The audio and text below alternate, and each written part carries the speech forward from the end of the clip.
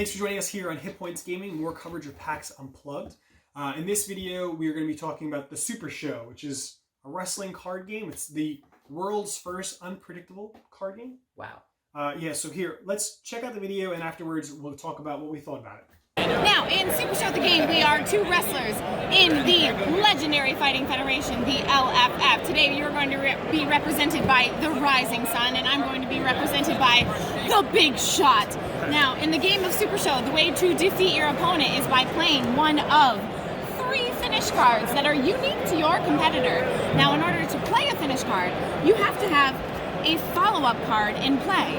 And in order to play a follow-up card, you have to have a lead card in play. So you'll lead, follow-up, finish, LFF, Legendary Fighting Federation, easy to remember. Now you can also stop cards that are being played against you. You'll see cards in your hand that have this little stop sign here, and the text will tell you what kind of card it can stop. So this one, for example, says stop any follow-up strike. So if you had this in your hand and I were to come at you with the kick into the corner, for example, which is a follow-up strike, you could throw that card down, stop my card, mine goes away, and yours remains in play. Now your competitor cards here have their skill sets and their values, and those symbols correspond to the ones that are on the dice here. So we'll roll for turn, and whoever gets the higher value wins that turn roll, draws a card, and plays a card. Sounds good. All right, so to begin, we'll shuffle up our decks here. Now the Rising Sun also has a special gimmick. Each competitor has their own gimmick. For the Rising Sun, whenever you roll Technique, which is this one here, you get to draw a card. So now do you have to buy packs? Like if I buy a pack, is it everything, all the packs work together? We can certainly go over that after the demo here. We have 2-player box sets that come with everything you need for 2 players to play. Okay. All right, so we'll draw 3. All right. And to begin, as we say in the LFF, let's roll. Ooh, I got a big old 5. Oh, you got your 6. Nice. So you win the turn roll. You get to draw a card, and now you can play a card.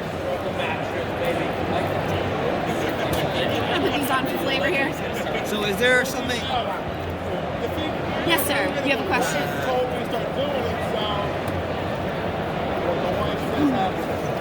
You always want to start with a lead.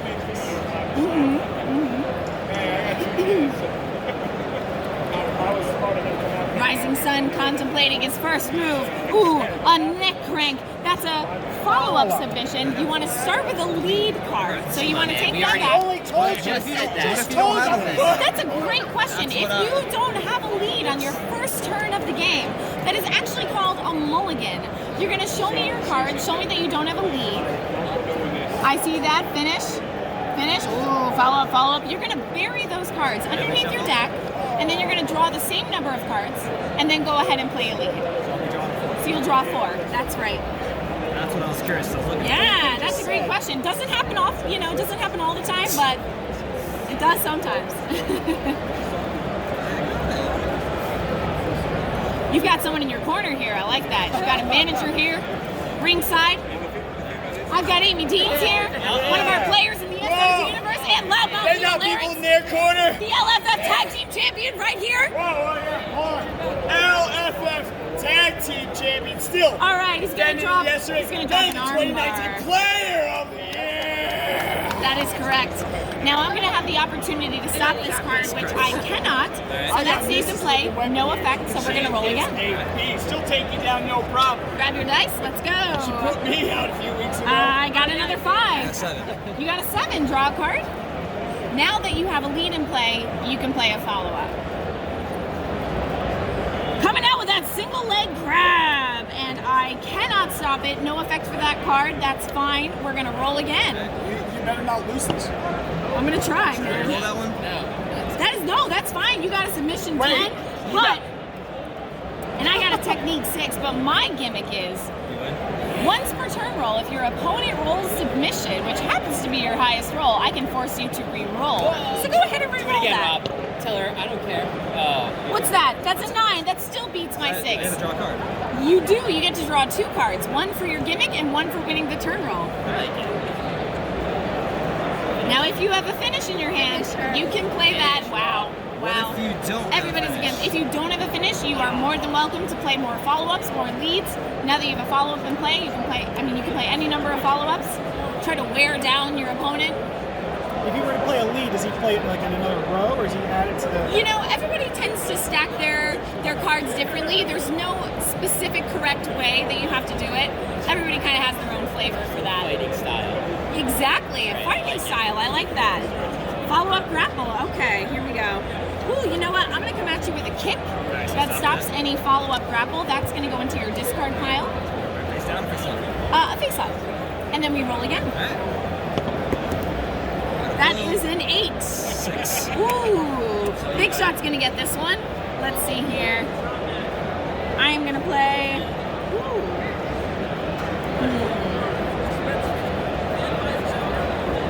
You know what? I'm going to play another lead, a lead grapple, spinning side slam. It's going to give me +1 to my next turn roll, if you can't stop it. All right, so we roll again. I get +1. That is a 10 to an 11. All right, Big Shot's taking that one. Oh man, where are my follow-ups here?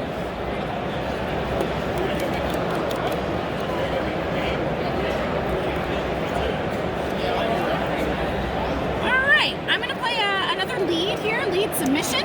It's a headlock. Get you in a headlock here. Stop any lead submission. Excellent. That stays in play. Mine goes away, and we roll again. 6. Ooh, I got a 5. You got it. Draw a card. So, say I go to a lead right now. Do I have to go back to a follow-up? You do not. Once it's on the board, you're good. Once a lead's on the board, you can play any number of leads. Once a follow-up's on the board, you can play any number of leads or follow-ups. Just have to have a follow-up to play a finish. Ooh, coming at me with a head crush. And I can't stop it. So what does the text say here? I'll add a roll. I'll add +1 to my roll. Get +1 to your roll. Excellent. Let's go. That's a 7 for me. I also got 7. +1. 6 to a 7. So when we get the same value, we bump in the ring. We both draw a card. So who goes then? Now we roll again to see who goes. I got an 8. I also got an 8. Double bump. Draw another card and roll again. That's a big old 5 for me. You got it. Draw a card and play a card.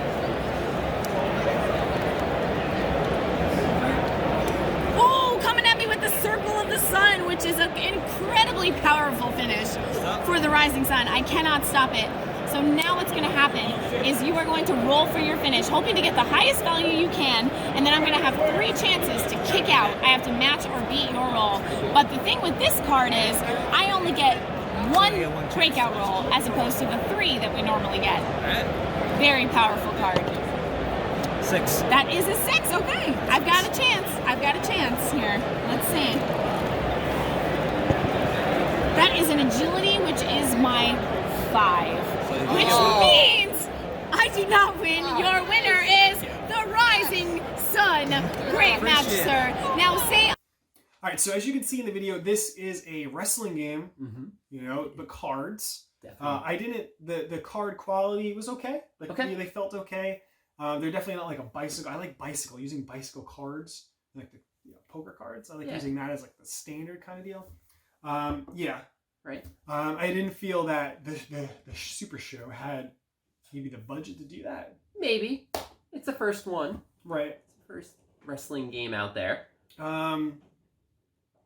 I wasn't a super big fan of it. This has great ratings on Board Game Geek. I'm not gonna lie. You know, I'm not gonna. I just felt like you kind of pull cards and play them. Well, you do that with a lot of card games. You know, I like the idea of having to, you know, kind of ramp up to do your special. And then there's this extra deck of like, well, maybe that's the reason why there was this extra deck of like the crowd kind of reason. But I think that only came into play after your first match. If you kick out. Oh, so it's harder for you. I don't know if it was because Rob, who is on the left of the screen. I think Rob kind of messed this up. Really? Yeah. How so? Yeah. Because he wasn't into it. Oh, okay. I think we had the best presenter for this. She was amazing. She was so full of energy. You have to get into this. And Rob, our biggest wrestling fan, is like, I need to go play this game. He sits down and he's like, okay. But does that have anything to do with the game itself? I mean, And granted, it was Saturday morning, so she was probably fresh, you know? But she was awesome. Like, the booth, everyone there was really nice, really cool. She was so into this. Even in the video, you see the guy come over, you know, tag team champion, you know, like, they were wrestling fans. Selling it. They were wrestling fans themselves. Some of them are in the game. I think the girl that demoed with us, she's in the game. Another woman that was working there is in it. You know, like, they're in the game.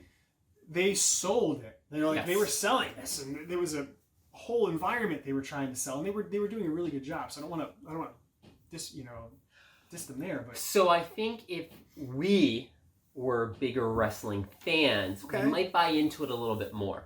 Okay. Because we just did another video. We're doing one for Street Fighter. Yes. Excel and Exceed, and I think that's a very really good fighting game. But I'm into it more because I know the characters and I know that theme. So I think if you're a wrestling fan that really wants like play a board game wrestling, this is what you go to. Okay. This is what you go to.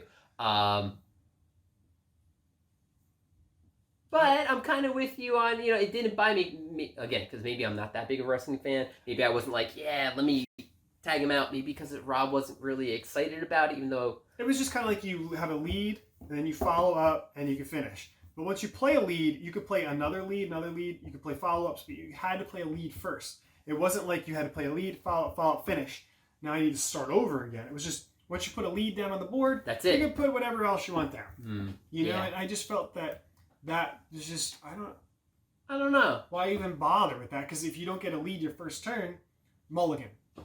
Yeah, you really need to have the right combination of cards in the beginning. That really drove everything. Yeah, but why? Like, you know, I'm seeing like, oh, you can get one. Go ahead and draw one. You know, like pick one up out of there. Yeah. I just didn't feel like it was too in depth, possibly.